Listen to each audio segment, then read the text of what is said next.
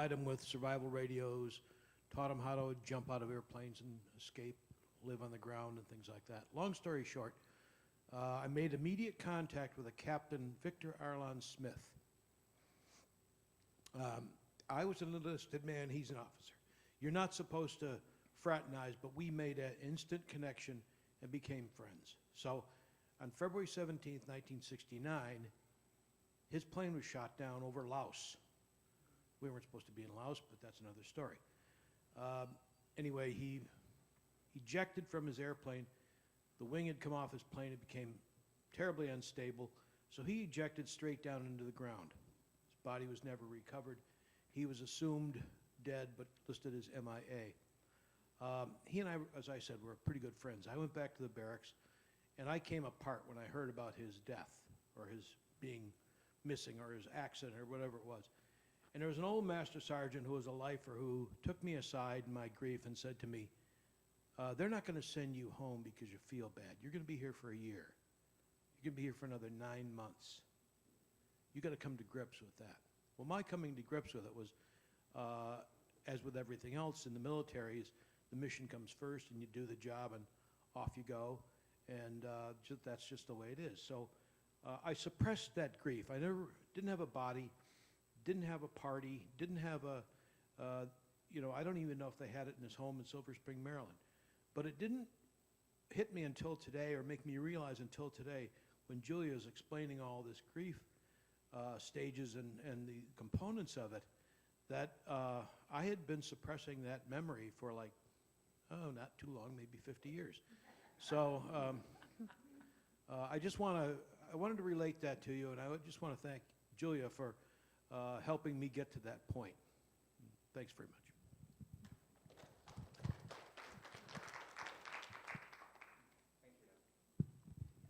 Okay, if we don't see anything else. Thank you for sharing that. I've done some work with Korean War vets in World War II, and it's amazing to me, and there are not a lot of them left, but we work with a vet center in Parma, that they're 70 or 80, and they go to bed at night and they close their eyes, and they still see Japanese in the water that they've speared. For 50-some years they've dealt with. They've never processed the grief. It's so important, and it impacts, soldiers, it impacts everybody. We do some work at an inpatient drug rehab facility because we've talked about why are people becoming addicted, and is it that maybe they had an unresolved grief? And so we've gone in and talked about if we can get to the grief that they haven't dealt with, maybe that'll affect the recidivism rate, which is how often they go back into treatment. We had a woman in the treatment tell us that she was at work, her husband called her and said, just want to let you know that I'm going to burn the house down with myself and our baby in the house, and I just want you to know what you're going to find when you come home. And so she thought, oh, certainly he's not going to do that. Well, he did. And she got home and she had lost everything.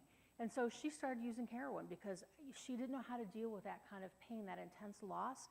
So she became addicted to heroin and in and out of treatment centers, in and out, in and out. The recidivism rate is so high, only 17% of people who have an addiction actually get treatment and stay drug and alcohol free.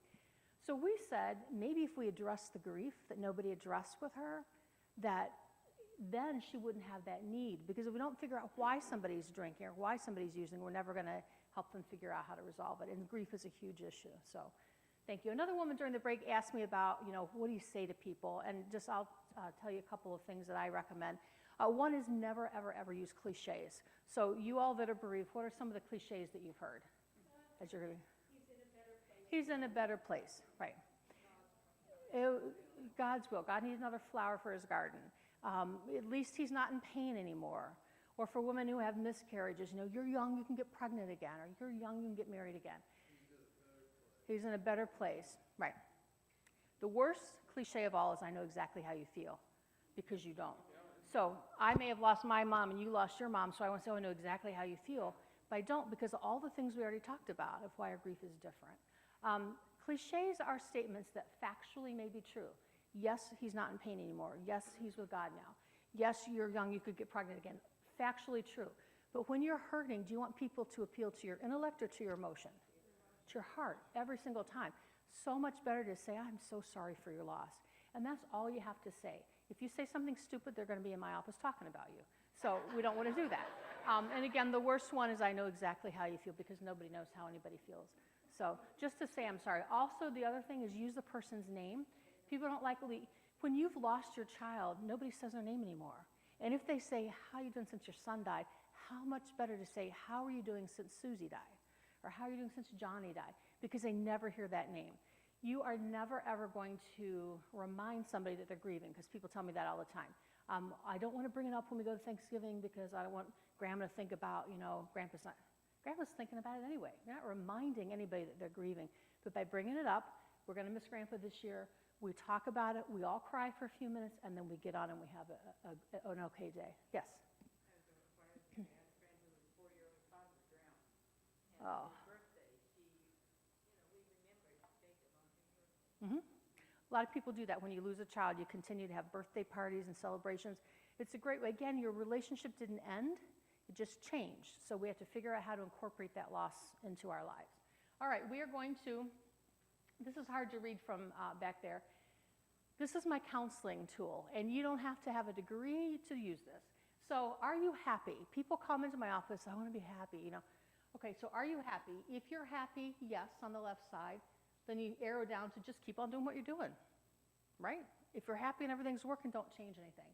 If you're not happy, if you go to the right side where it says no, then the next question is, well, do you want to be happy? And if the answer is no, then okay, we'll keep doing what you're doing. You're not going to be happy. If you want to be happy, you have to change something. So then you go to the left side, change something, and then you can be happy. It's work, and here's what I tell people who are in my office. Because they are in the midst of grief, and you all know this, it is so overwhelming. You think, how can I possibly survive this? It's just not manageable.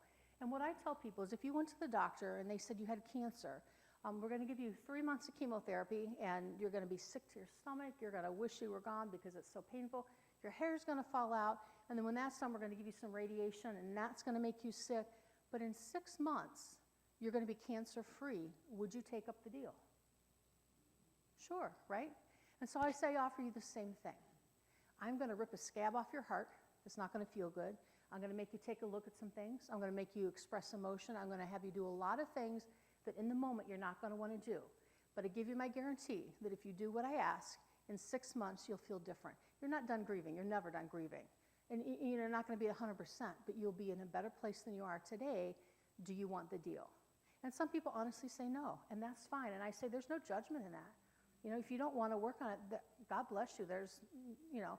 But if you want to feel better, you have to change some things and do some things. And that's my job, is help them get to that point. Okay. Where the magic happens is always outside of your comfort zone, right? That's where we learn. That's where we enjoy life. It's never in your comfort zone. My comfort zone is I'd rather just stay by myself and not talk about my grief and just be alone. That's comforting. Did anybody see the movie Shawshank Redemption? Yeah. Is that years ago? Huh? I love it. Yes.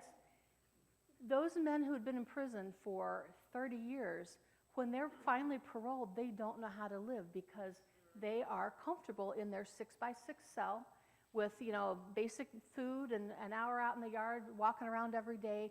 That's our comfort level is always where we want to be. The people that sometime in that movie got out then either took their life or they reoffended to get right back in, because the comfortable, the familiar is always what we want. But the magic, the healing happens outside that comfort zone, so it's really important to go there. Okay, complicated grief. This is the $64 million question. People say, when do I get diagnosed with complicated grief? How do I know? If I tested your sugar, I could tell you if you're diabetic. If I took an x-ray of your lung, I could tell you if you have cancer. There's no way to diagnose grief at all. It's something that if it works for you, you keep doing it. If it doesn't work, then you stop. So some people will say to me, I go to the gravesite every morning and I sit and talk to my daughter for an hour, and it just makes me feel so close to her. And I'll say, does that work for you? Absolutely, I love it. I wouldn't miss my time there. The next client will say, oh my gosh, I never go to the cemetery. I talk to the picture on the mantle every morning. And I say, does that work for you? Yes, then keep doing it. There's not specifically one right or wrong way to do this, but there are some unhealthy ways. So if you tell me you're drinking a fifth of Jack Daniels every night to cope, I would say that's probably not a healthy way to do it. But aside from something that's unhealthy or you're thinking of hurting yourself, If what you're doing is helping you work through the grief, it's okay. And if it's not, we go back to that slide where we need to change something. Complicated grief is grief that just went bad. It went awry. But there's no way, the $64 million question is, what point does grief get bad? So when I worked with a hospice, we would go see the family after the death, after the funeral, and we would go back a year later and just see how they were doing. So this one woman's house I went to, her husband had died. When I went back 2 days after the funeral, she had his shoes, the last place he kicked them off, the bed she hadn't touched, hadn't made it, just, the last glass he drank out of, everything was preserved because she just wanted to hold on to that last moment with him. Is that normal? Yeah, it's very normal. Yeah, absolutely. You don't want to change anything because your life has changed and you feel out of control. You just want everything to be the same. I went back to this woman's house on the 1-year anniversary, and her house was exactly the same. Now, is that healthy? No. But the $64 million question is, at what point did something go from being perfectly acceptable to being pretty unhealthy? And that's the question that no researcher has been able to answer.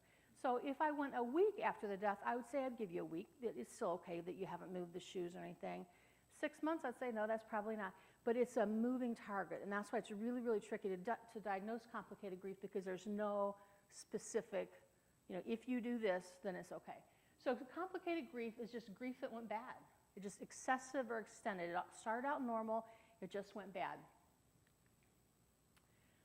But there's always a reason people get stuck. So people, when they get stuck in their grief, they don't move. And so they come in for counseling, and we say, start out with, do you want to feel better? Yes. Are you willing to do the work? Because if you're not, no problem, but there's no point in us getting together. Yes, I want to do it. Well, they're stuck. Why do you think you're stuck? Stuck meaning I can't move on from this. I can't reintegrate back into life. And there's always a reason. So the trick is helping people discover what that reason is. For a lot of women, it's just that they're getting a lot of attention, the sad, grieving widow, and so people are coming and they're bringing meals and cards and flowers, and they love that attention because they're feeling very lonely, right? So we talk about there's a way to get that need met of wanting companionship and having friends without staying stuck in your grief, because staying stuck is causing some unhealthy habits. So the trick is getting people to understand why they're stuck and then how they move forward from it. The DSM is the Diagnostic and Statistical Manual. It's the Bible for diagnosing mental health issues in this country. They recently put in the last version, which was a year and a half ago, they put in the complicated grief category. So, and I don't agree with it professionally. If I want to bill insurance for counseling you, I have to give you a diagnosis. That's just how it works. You can't go to a doctor and they'll say you got a hip replacement, you got this, you got that.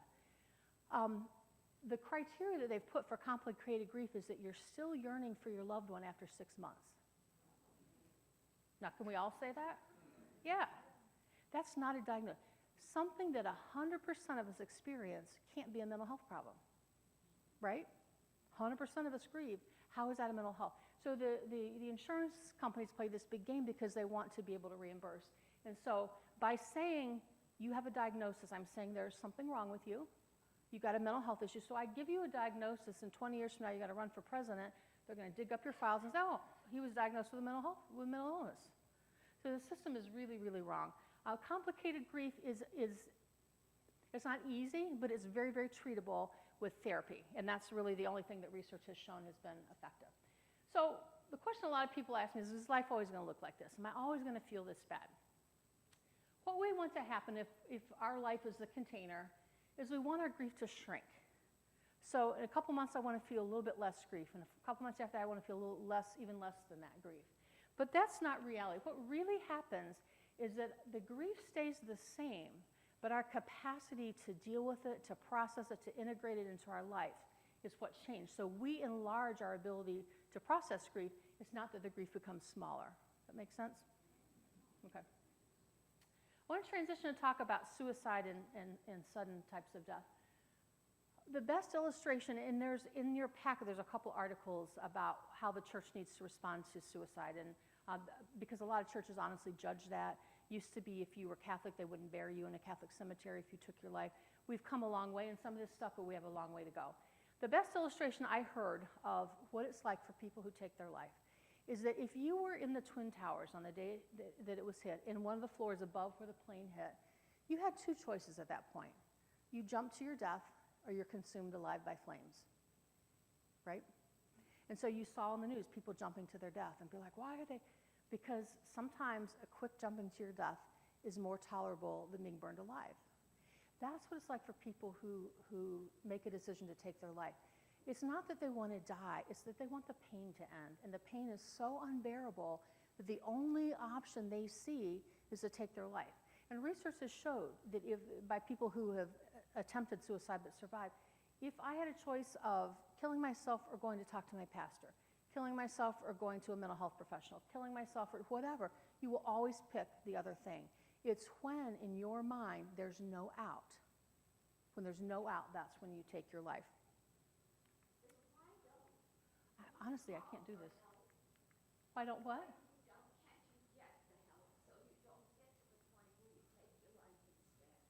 Well, that's what we want to do. That's why there's a lot of suicide prevention programs in schools now and high schools. A lot of SPIA is Suicide Prevention Education Alliance, is a national organization. People are working to do that. But again, suicide's been such a stigma that people haven't talked about. We do a lot of crisis intervention at Cornerstone. We went into a business that had hundreds of employees, and one of their main employees had taken their life. And so they said, but you can't tell anybody that. They can't tell anybody that. The family doesn't want anybody to know it was a suicide. I said that you're tying our hands then. I'm sending therapists in. The grief is different after a suicide. And so if you're not letting us be honest, you can't talk about it.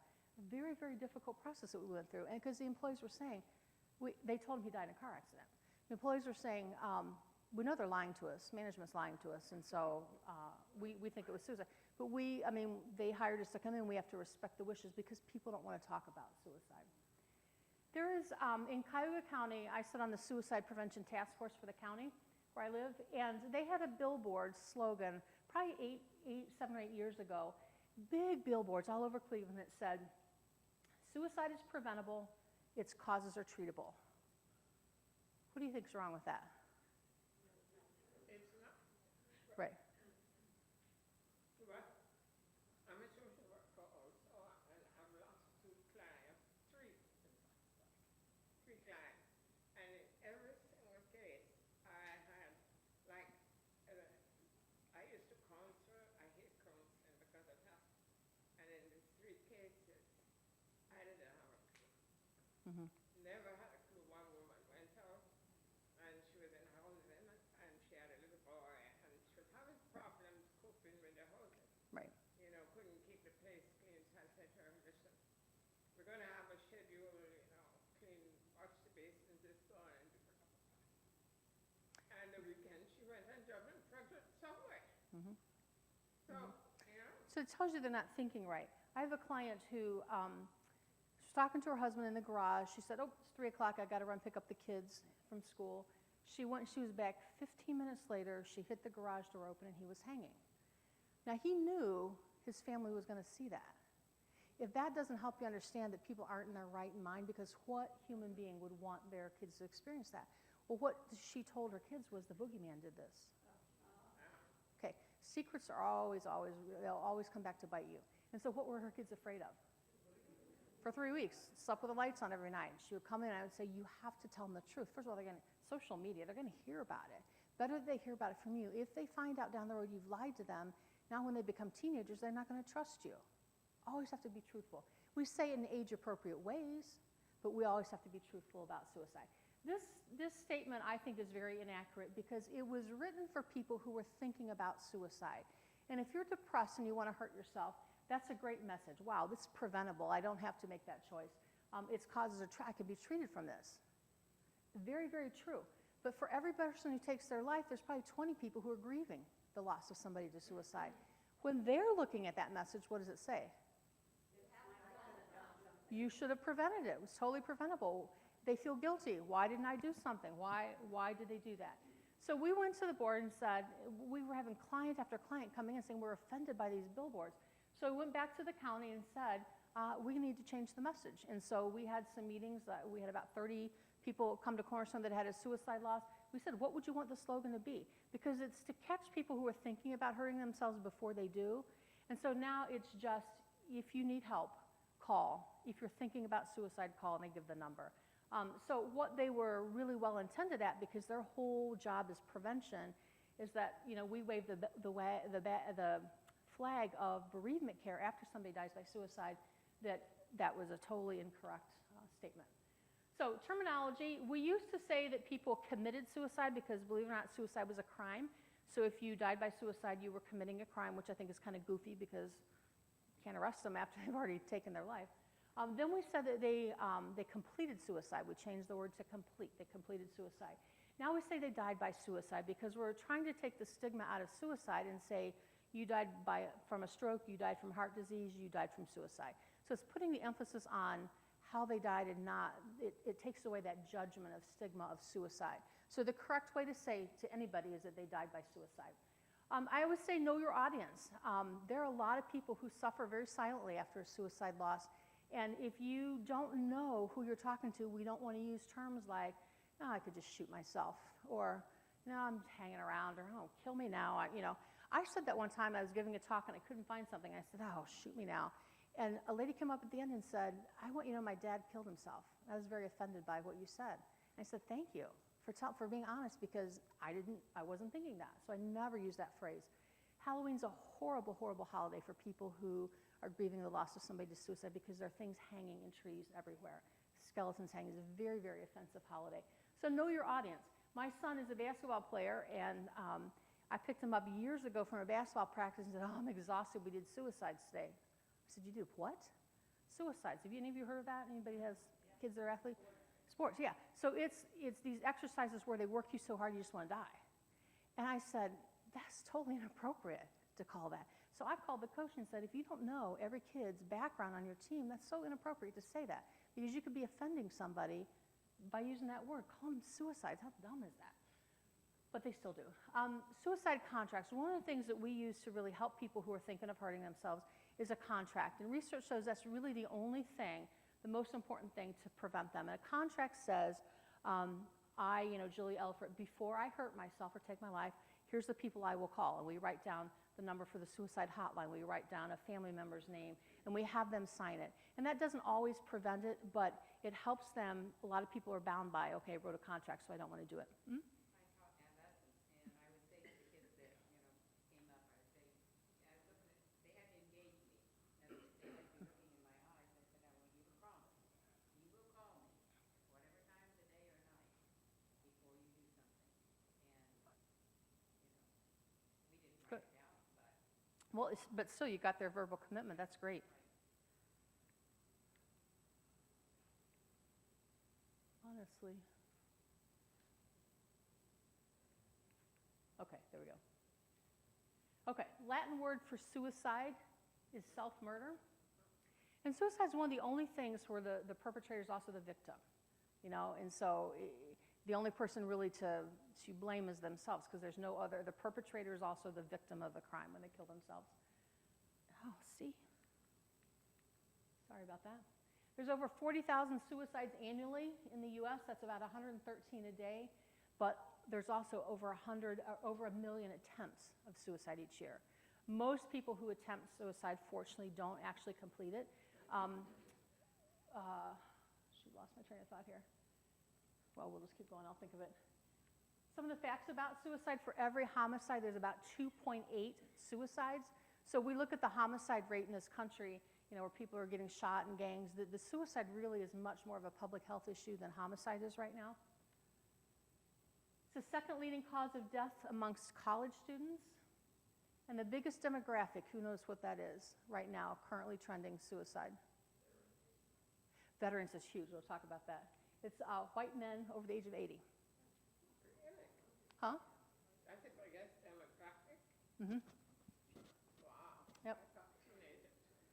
And I think a lot of it may be that maybe their wife has died and they have nobody to take care of them, and that's the biggest demographic. Yep. Veterans comprise 22% of all suicides. There are more people who have died by suicide when they got home from Iraq and Afghanistan than died in the conflict. More suicides than we've lost soldiers in Iraq and Afghanistan. It's a horrible, horrible statistic, and the government, anybody want to guess why government doesn't want to deal with it? Army, Navy? Huh? Nobody would, well, right. But it is because when you're in combat, you're just told, like, suck it up. You you can't live in this place of feeling, and you have to live in this fight or flight, and it's always flight. And so when people came back from Vietnam, what do we say? Buck up. You know, if you have a problem, the soldiers were telling me, they were told, just go drink it off in the local bar. That's how you dealt with the pain of shooting people. And that's why there's so many soldiers with PTSD, because we haven't dealt with. So fortunately, the government is starting to do a little bit more about that right now. I would like to add something. Yes. A few years ago, we had a loss in our congregation. An elderly gentleman had passed away, and his grandson was at boot camp. And he came home in his uniform and carried his grandfather's, was one of the pallbearers, and he stood there and gave a testimony, and he said, you know, for weeks now, it's been drilled into me not to feel, but I refuse not to feel. I refuse to obey that, but I want to express my emotions and how grateful I am that I had a grandfather like he was. So that was really something when he shared That's that. awesome. Awesome. Very good. Okay, 90% of all suicides have an addiction or mental health component. Biggest mental health component is depression, and after that, schizophrenia. So 90% of all suicides. The other 10% have what we call impulse control issues. So impulse control is that there's been no history of, you know, drug use. There's no history of mental health issues. But, you know, I'm 16 and my boyfriend broke up with me, so I just take my life. Impulse control. It's just on an impulse. They do something permanent. Suicide is a permanent solution to a temporary problem. This is the message that we give people. It's a permanent solution to a temporary problem. But most people have an addiction, either a drug or alcohol addiction, or they have a mental health issue. Most suicidal people don't want to die. They just want the pain to end, and they don't see any other way out except for taking their life. Choice. A lot of people stumble over this word choice because they say, well, they made a choice to die. And really, it trips people up in bereavement. Did that person have a choice? Yes. Did they see the choices? No. And so in their mind, there's no choice. Yes? With the epidemic of heroin that we now have, do you see that many of those are suicides just to get rid of the issue, or are they overdoses? That's a great question. That's a great question. And I don't know the answer to that. There are a lot of suicides that we can't rule as suicide. There's only one thing that guarantees it's a suicide. Does anybody know what that would be? If they left a note. Right. I'm killing myself because I got fired from my whatever. Right. There are a lot of car versus tree accidents where people die. Did they fall asleep at the wheel, or were they trying to kill themselves? There are a lot of heroin overdoses that they just want to end their life.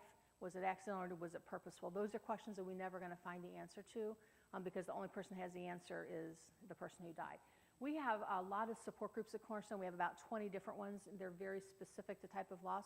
So we have a suicide loss group, a murder loss group, and a heroin overdose group. If you don't know if your child's death was intentional by drugs, would you rather be in the suicide group or the accidental overdose group? Accidental overdose. Every time they pick that. Even though it may have been a suicide, because it's more palatable to think my child died accidentally than my child intentionally died. You know? Yeah. No, with suicide, we had a friend who we thought, when we were students back in England, he failed his exams, and his wife was pregnant, and he took his pills in time for his wife to come home and find him. But his wife got delayed at work that morning. And he died because, I mean, we couldn't figure him birthday out to be suicidal in any way. He failed one exam. So he had so much to be happy for. His wife was there having their first child. She had a great job. He also, worked part-time and didn't have a child. So we just saw because his wife was going to focus on something else, he wanted the attention back again. Because when we worked it out, if she had come home when she was supposed to, she would have seen that he had taken an overdose and taken him to the hospital. But the nurse relieving her was late and asked her to work 2 hours more. Right. And so when she came home, he wasn't there. Well, it's too late. So I think people try to commit suicide from that incident to be noticed, like there's something else that's happening. For some people, that's true, and we see that with young people. Sometimes in a high school, if there's a suicide there, we call them copycat suicides. They don't really want to die. They just kind of want to identify with somebody. But it sounds like that was impulse control if he got a bad grade on an exam. So choice isn't choice in the way that we see it. If we take out the word choice, we take out a lot of judgment, because people think, well, they chose to leave me. How? The woman whose husband was hanging in the garage, she told him it was a boogeyman because she didn't want her kids to think their dad chose to leave them. That was her reasoning for doing that. But again, that kind of thing backfires. They have a choice, but they don't see the choice. So when people think, well, they chose to leave me, there's a real heart-wrenching kind of emotion behind that. If we can understand that it wasn't a choice, I think that helps people in their grief. Suicide by cop, is anybody? Okay. Suicide by cop is, I don't want to kill myself because I'm not that brave, but I'm going to go wave a gun in a mall and then the cops are going to shoot me. And so they end their life, but somebody else does it. A lot of people do that for insurance. Yep, because if your insurance doesn't cover you suicide, the family will still get the insurance if a cop shoots you. Yep. Psychological autopsies. So Cuyahoga County, where I live in Cleveland, is one of several across the country that perform psychological autopsies after a suicide. And so regular autopsy, they cut open the body and they look at all the organs and try to determine the cause of death. With a psychological autopsy, obviously you can't examine a person and see that, but they're meeting with all, the coworkers, with the family members, with the drinking buddies, with whoever, and they're trying to piece together psychologically the reason that somebody committed suicide or completed suicide. So psychological autopsies have been really, really important in terms of funding research to look at the whole concept of suicide, the psychological autopsy. Leaving a note, again, we just talked about, is the only way that we can definitively know that somebody chose to die. They left a note. Oh. It's really tricky. Individuals, all races, all creeds, all socioeconomic, all sexual orientations, suicide's no respecter of person. You see it in every culture. Oh. Point at where? Oh, okay. Okay, thank you. So research shows that during our lifetime, 20% of us will have a suicide within our immediate family, and 60% of us will know somebody who died by suicide. Again, it's a huge public health issue right now. Oh, thank you. All right. 80% of the time, people who suicide have given definite signals. Now, that's not to say that people pick up on them, but when you look back after a suicide, sometimes people are able to say, oh, when they made that statement, I wondered, or, oh, I wondered when they did that. In the moment, nobody sees it, but looking back, 80% of the people, it's determined, have leave some sort of indicator that they're thinking of hurting themselves. Yeah.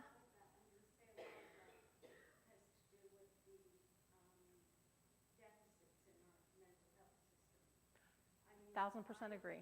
Yep. I certainly had clues. Mm-hmm. But she was seeing a psychiatrist every week. Mm-hmm. Okay, so what do you do? What would you do? You would call a psychiatrist, but she had a psychiatrist. Mm-hmm. And then you look at the reality today for people with mental health illnesses. Okay? Mm-hmm. We're going to put you, you seem to be suicidal, so we'll put you in a hospital for 3 days so you can hang out. Drug you. And drug you if you're not on anything yet. And then we will send you home. And then maybe in 6 months the same thing will happen and we'll put you in a hospital for 3 days. My experience has been, I'd love for you to speak this, by the way. My experience has been that very few people in that situation come out of the hospital. Getting better in a mental hospital is, unfortunately, if they're doing it on these short-term, well, now she's better, send her home. It doesn't Right. work. It doesn't. Right. So then you say, okay, so is it now or is it going to be 2 years from now? Mm-hmm. It's still the system just really stinks when it comes to mental health. Totally agree. Totally agree. We just don't want to deal with it, and it's a huge public health problem. The only thing really that hospitalization does is keeps them physically safe for the 3 days that they're in. They don't have access to means. But you can't treat anybody in 3 days. You can't. And if you don't have insurance, you're not going anyway because 3 days is all they'll keep you without insurance. So it's a huge problem, a huge problem. Uh-huh.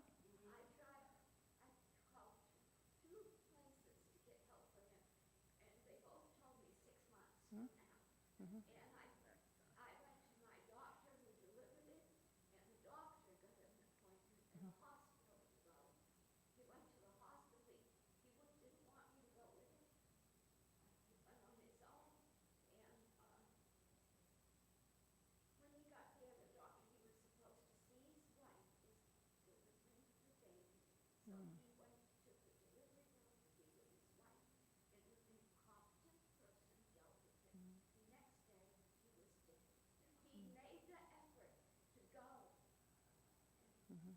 But here in Sarasota, I work with Sarasota, I'm on the advisory team for Sarasota Community Health Service. Mhm. And what we have, and right here in Northport, in case you don't know, which you probably should know, is a place called Anchor House, and it's at Bobcat Trail. And here is a new model that we're treating mental health people in the community. Mhm. Because 3 days is just a stabilization process for a crisis. When you're in crisis, you go into the hospital for 3 days, and that's how it works here in America. And well, because of the lack of mental health services. So what we started is a community health program, and I know that they're all over the country, and it's working very well. And Like a group home? no, it's not a group. They don't live there. No, you don't Okay. live there. But we have, what we did, we went to every psychiatrist's office in Northport, Port Charlotte, Sarasota. We put up, ask them, who are the people who you're seeing who are chronically ill? So in Northport, and between Northport and Port Charlotte, we have gotten about 30 names. After we got the names, we connected with the people and the families, and then asked them, told them, we're setting up this mental health center, and it's a community health center, and you come every day. So it's like a therapeutic center, but there's no counseling on art therapy. If you need counseling, we refer you to coastal behavior. And what's the success rate? 80%. Wow. 80% That's amazing. success rate in 3 years. I can't tell you, this is not Yeah. like long-term research. Right, that's out. In 3 years, and if you go, in fact, Wednesday, I'm going to the, Wednesday we have the Thanksgiving dinner, and if you go there now, everybody's doing something. Now, some people are not capable of doing anything, and they would be catatonic, and they come in and they take like this for about 2 weeks, and all of a sudden they get up and write something on the board. And it's just the most amazing thing, and it's working. That sounds like it. That sounds like So it. if you all have any problems, contact Anchor House, Northport, and we just got this new facility at Bobcat Trail, and it's doing fabulous. That's Beautiful. awesome. That's awesome. Yeah. Hey, thank you for sharing that. Great resource. Okay, people who often get the signals are not trained to deal with it. Who do we tell our problems to? Our hairdresser, the barkeeper, right? The people that we're talking about, I'm sad, my girlfriend broke up with me and I'm depressed, are not people trained to deal with suicide.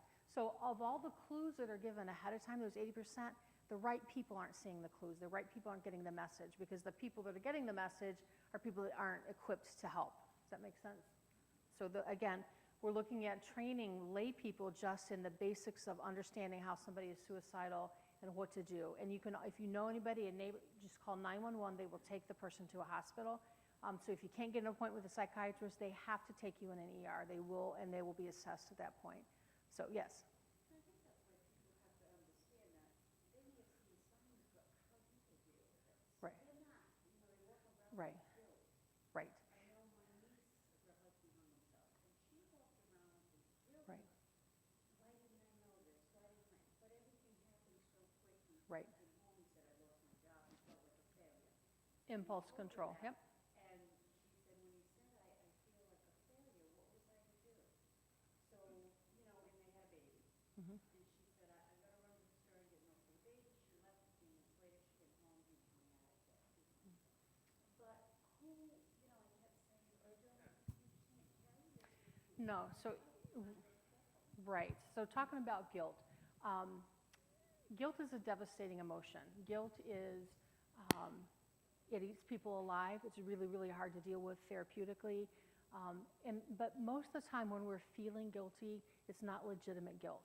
So legitimate guilt is if I go into school and shoot people and I feel bad. Now, I don't think those people do because I think they're sociopaths, but if they felt bad, they should feel bad. Like you did something wrong, you should feel bad.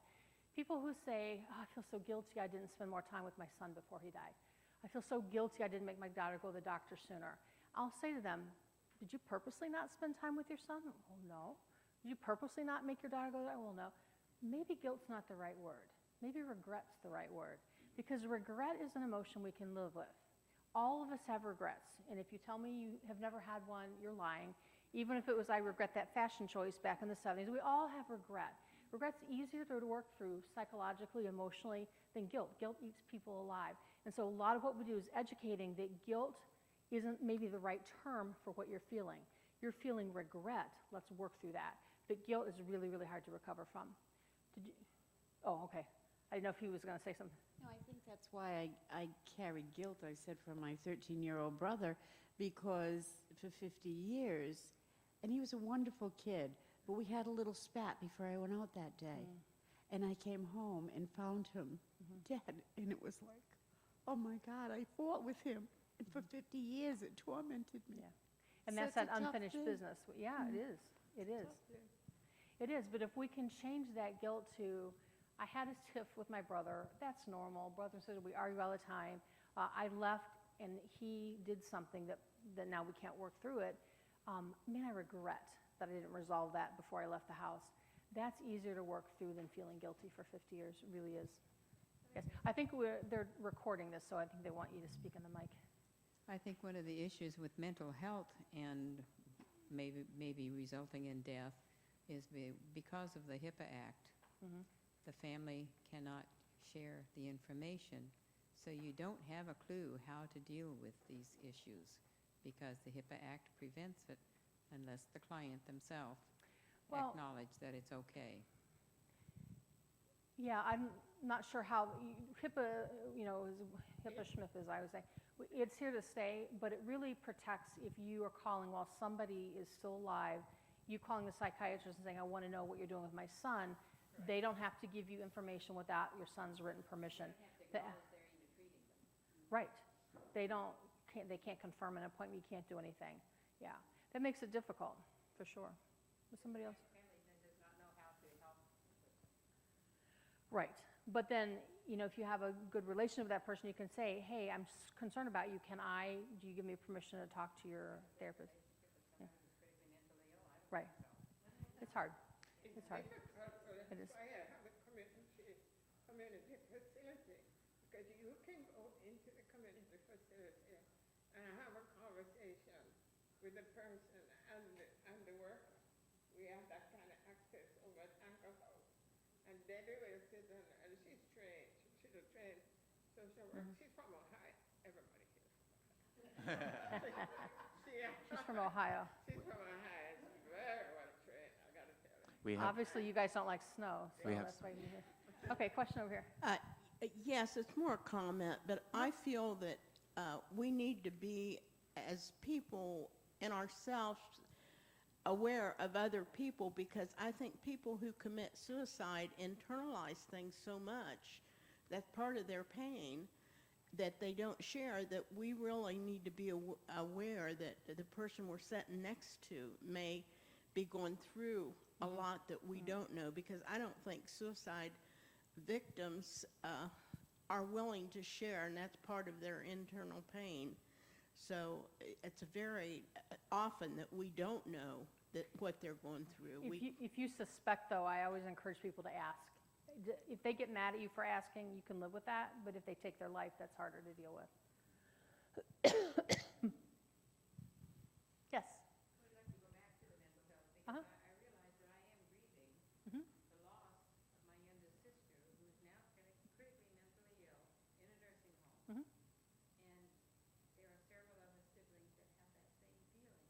because we could never, ever determine what we could do to support her.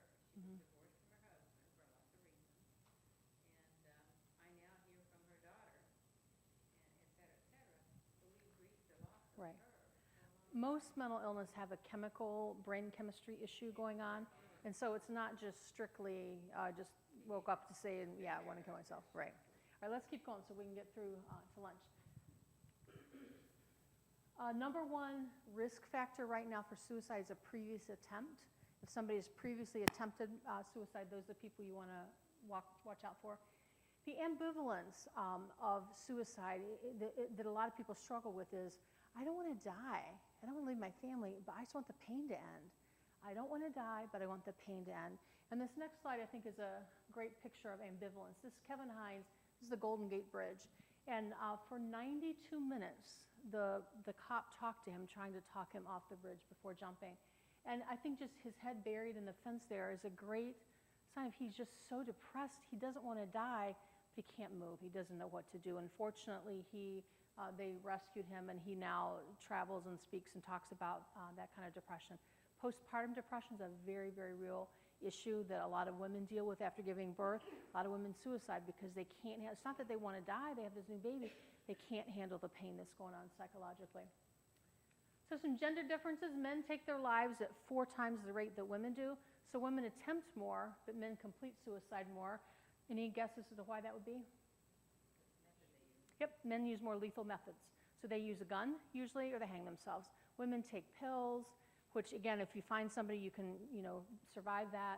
They sit in a car with the carbon monoxide, and again, if you're found, you can, but a gun is instant. So men use more lethal means, but women attempt suicide more.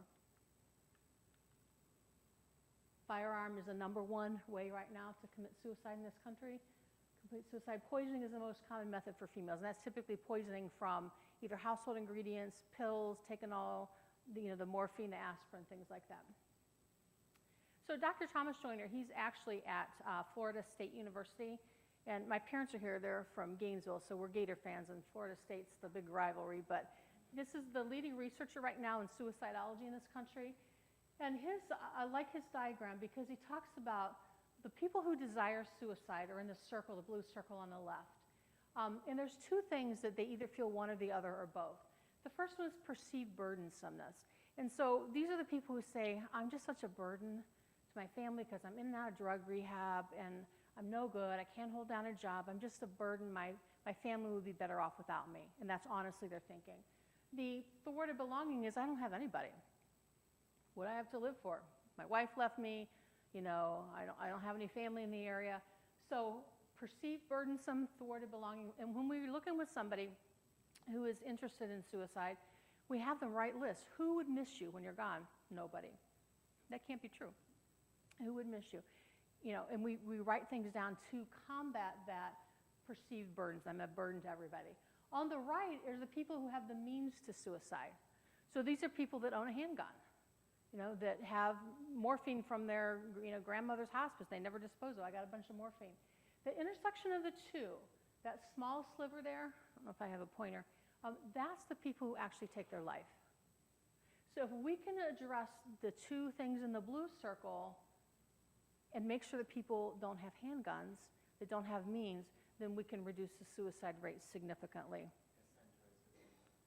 Yes, where they intersect, there's that little sliver, looks like a gumdrop. Oh, I do? Oh, the center. Ah, there.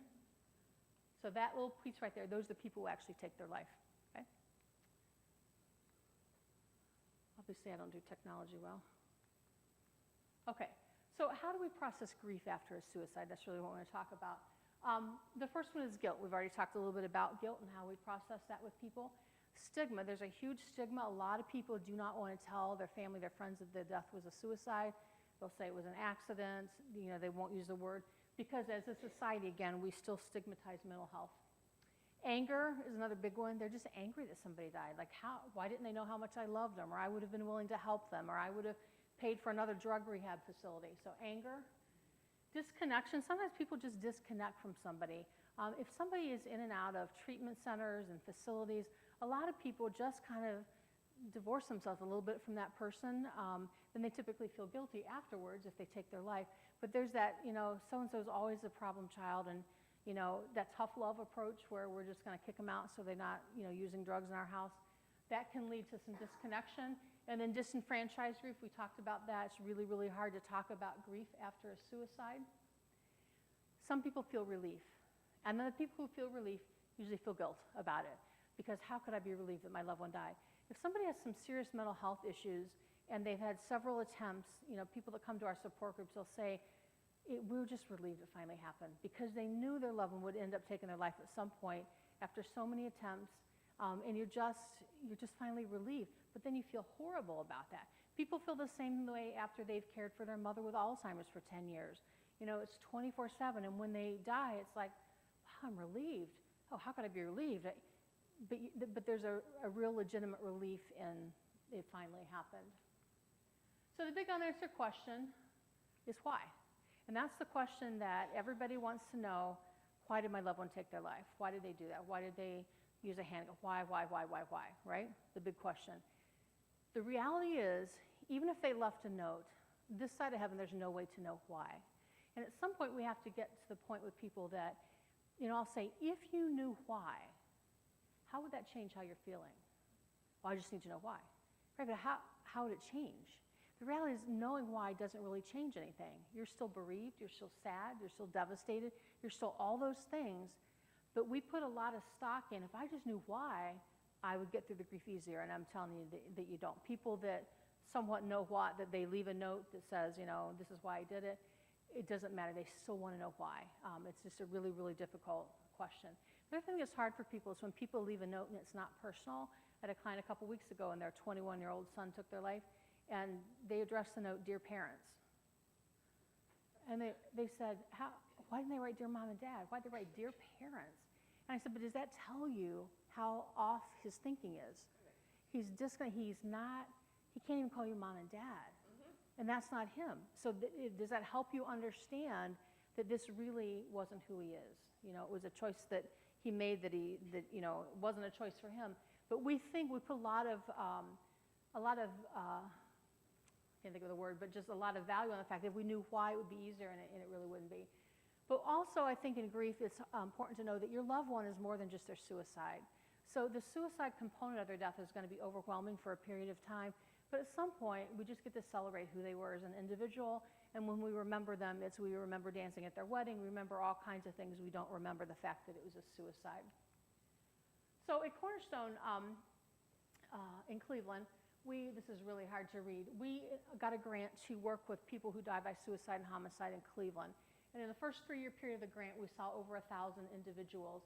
And I can't even read this far away, but the majority of them were, so 20% of those 1,000 died by murder, 20% suicide, 31% other accidents. And those are, they drowned in the pool or they drowned in the lake, but we don't know if it was a suicide. So other types of traumatic accidents. And then car accidents, 10% drug overdose. And that's on the rise. Heroin overdose is on the rise. And where people are finding their connection to heroin is typically in a rehab facility. And I had more parents tell me they were clean and sober, went into the facility, and they got somebody in the facility, another patient hooked them up with a supplier, and when they got out, they just did that again. So, any questions? We're a few minutes early. What? What? Not questions about lunch. Questions about anything. The girls came to listen to you. Right when I'm done. Oh, I'm sorry. I'm sorry. So, yes. I have a son, a brother, I was talking, he was a school teacher, and he's now in a psychiatric facility in Winnipeg. And what I found is I'm not the one who wants to deal with it. I'm the only one in the family who, for my husband and myself, for 20 years he's been sick, who wants to deal with it. And we just don't understand it. I mean, we grew up in the same house. These are our siblings. And, I mean, my husband's not related to him, but just myself and it.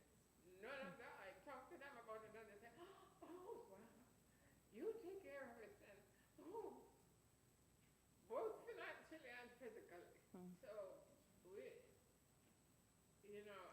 it's good that you're there for them. It's Yeah, good that but you're there. The rest of it, I have a problem with that. Yeah. Any other questions, comments about suicide? We're going to continue with trauma after lunch, but questions about suicide? So if you're suspecting somebody is thinking of hurting themselves, you just always need to err on the fact of asking them. If they get upset with you, it's better to have asked them and found out. When we ask people, we just say, are you thinking of hurting yourself? And if they say no, we always have a follow-up question. It's a trick question based in research. We ask them, okay, but if you were going to do it, how would you do it?